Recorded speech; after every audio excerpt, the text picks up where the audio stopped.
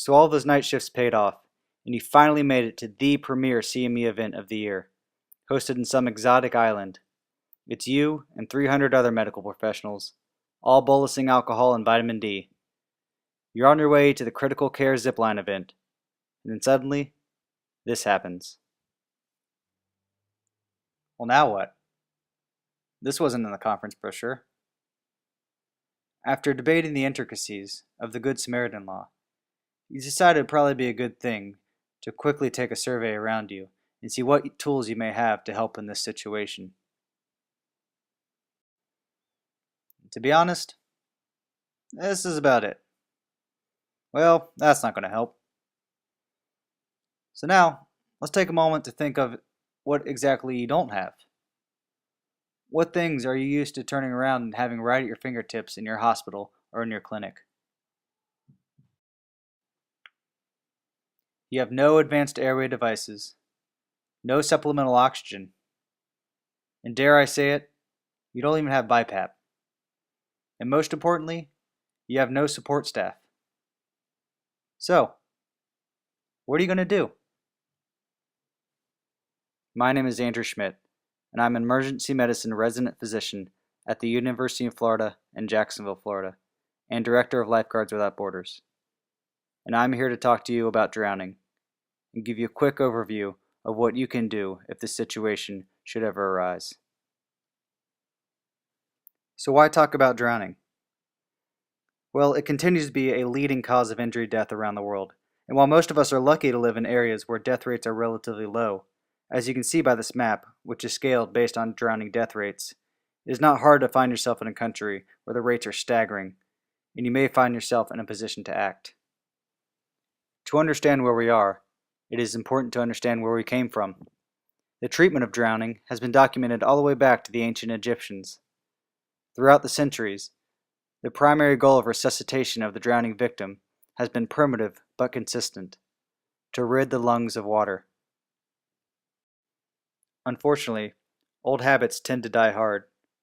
When a disease process seems so cut and dry, it is easy to be misled in its treatment. These videos are in no way meant to demean the efforts of the rescuers, but rather to show how a poor understanding in a disease process can lead to poor treatment. The truth is that while water can in fact enter the lungs, the amount is usually so small as to have little effect on the initial resuscitation efforts. While the cascade of events involved in drowning may sometimes be complex depending on the environmental variables, in the end it all boils down to one simple end result: hypoxia, hypoxia, and yes, hypoxia. It cannot be stressed enough that drowning is primarily a hypoxic event, and the end organ effects are all a result of this initial injury. With the primary process being hypoxia, drowning cannot be lumped into other cardiac events needing resuscitation, with many international organizations emphasizing compressions during CPR. One must remember that CPR and drowning continues to follow the traditional ABC method, with the airway taking priority. To add to the chaos of any drowning event, just when you remember to establish an airway, out comes the foam. It is important to expect this and to be prepared to work around it. The priority of ventilations takes precedence over airway suctioning and clearance as long as ventilations are going through to the patient. Currently, no major organization involved with drowning treatment and resuscitation recommends the use of the Heimlich maneuver to clear foam from the patient's airway. It only serves to waste valuable time, promote further hypoxia, and worsen outcome. In addition, always remember that 21% is greater than 0%.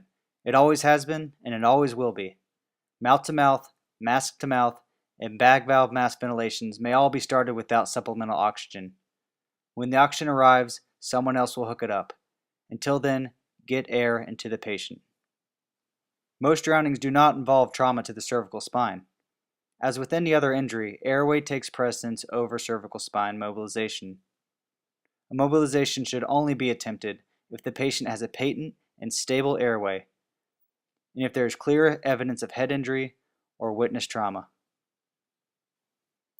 What do all these things have in common?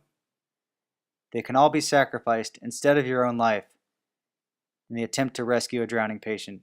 No one, and I repeat, no one who does not have proper training in in-water rescue should attempt a close contact rescue of a drowning person.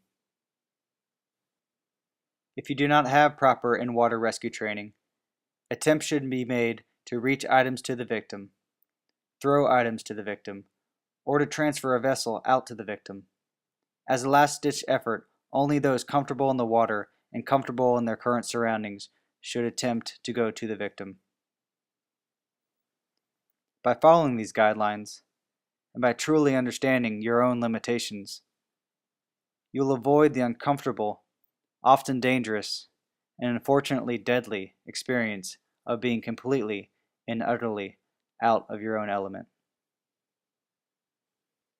After the patient has been safely removed from the water and resuscitated, the next important decision is whether or not to transfer to a medical facility. For more information on this, I recommend the drowning article from the New England Journal of Medicine in 2012 by Drs. Spielman and Behrens.